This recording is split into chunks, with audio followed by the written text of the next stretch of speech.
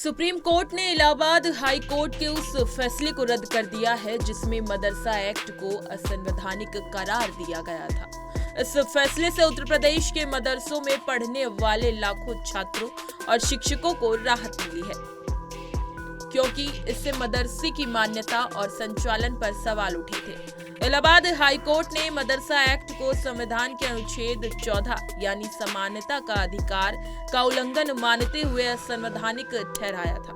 लेकिन supreme Court के इस निर्णय के बाद अब मदरसों का संचालन पूर्ववतः जारी रह सकेगा। सुप्रीम कोर्ट के Chief Justice D Y Chandrachud, Justice J B Pardiwala और जस्टिस मनोज मिश्रा की पीठ ने इलाहाबाद हाई कोर्ट के फैसले को रद्द करते हुए मदरसा एक्ट को असंवैधानिक करार दिया है।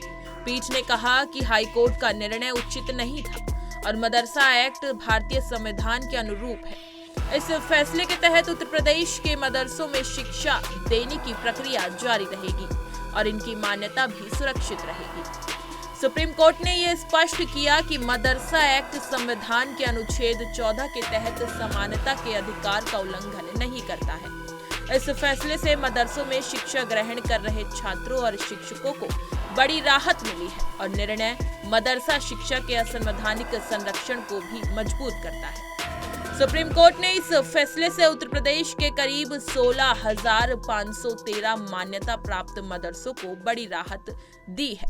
सुप्रीम कोर्ट ने हाई कोर्ट का जो निर्णय था, जिसमें ये कहा गया था कि मदरसा बोर्ड की और जो एक्ट है वो संविधान के सेकुलरिज्म के प्रिंसिपल के विपरीत है, उसको तो पूरी तरह से खारिज किया, उसको सेट असाइड किया है और कहा है कि मदरसा बोर्ड और जो एक्ट है वो पूरी तरह से कॉन्स्टिट्यूशनल है।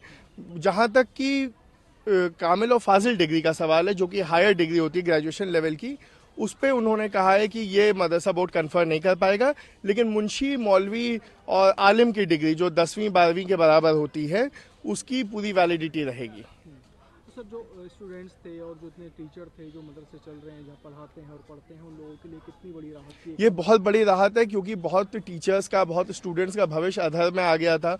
हाई कोर्ट ने यह भी ऑर्डर दिया था कि इनको स्कूलों में लेके जाइए, मदरसे के बजाय इनको सरकारी स्कूलों में वो कीजिए। यूपी में सरकारी स्कूलों के हालात हम सबको पता है, साथ ही साथ इतने सरकारी स्कूल भी नहीं हैं और मदरसा अपने आप में, हम उर्दू से हट के अगर उसका ट्रांसलेशन देखें तो उसका मतलब ही स्कूल ही होता है। तो वो जो भविष्य अधर में लटक गया था, अब उस पर एक फाइनल निर्णय आ गया है और उनके लिए भी और मदरसा बोर्ड की तरफ से भी वी वेलकम द डिसीजन।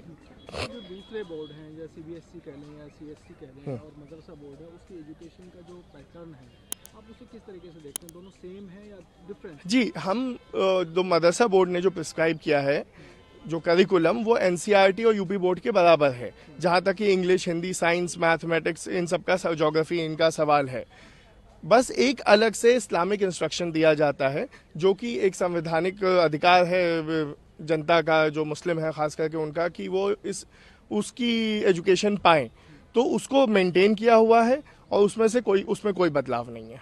तो जैसा कि आपने फैसला सुना, तो सुप्रीम कोर्ट ने अपने फैसले में क्या खास बात कही, क्या आधार दिया, क्या उनका?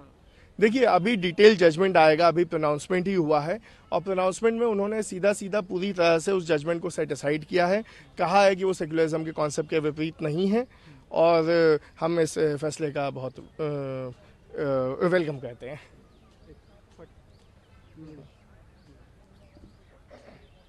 अब supreme court has delivered the verdict in the UP Madrasa board education regulation act.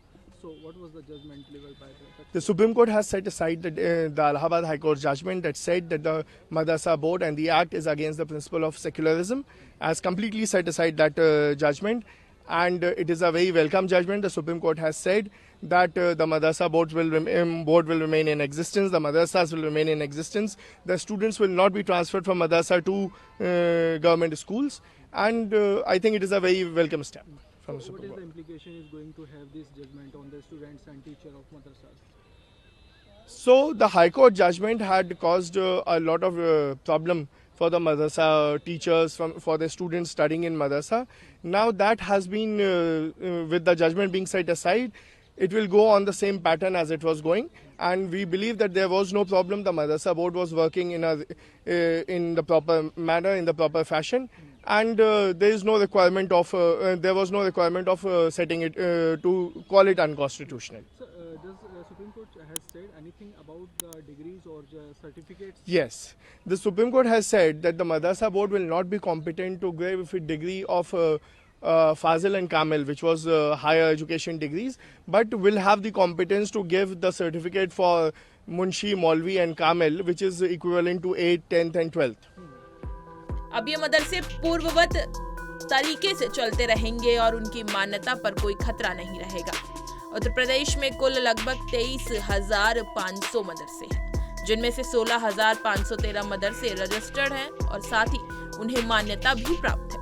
इनमें से 560 मदरसे ऐसे हैं जिन्हें सरकार की ओर से आर्थिक सहायता मिलती है। इसके अलावा लगभग 8,000 मदरसे ऐसे भी हैं जो गैर मान्यता प्राप्त हैं और वो बिना किसी सरकारी मान्यता के चलते हैं।